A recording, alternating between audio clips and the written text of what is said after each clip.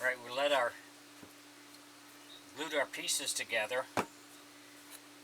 So we're going to sand these down. I'm going to smooth this down, and then we can start shaping it. I've drawn out what I want for the toes on this, and this will be for the ankle, which will go back in here. So we're going to sand all this down, start to round it a little bit. I know where I want to go, take some out in here, and then we have to do the bottom.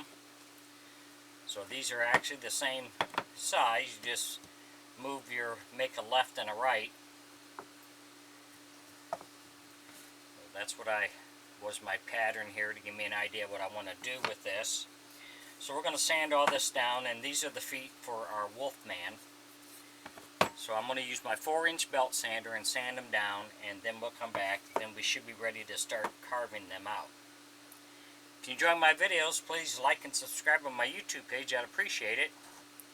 Thanks for watching.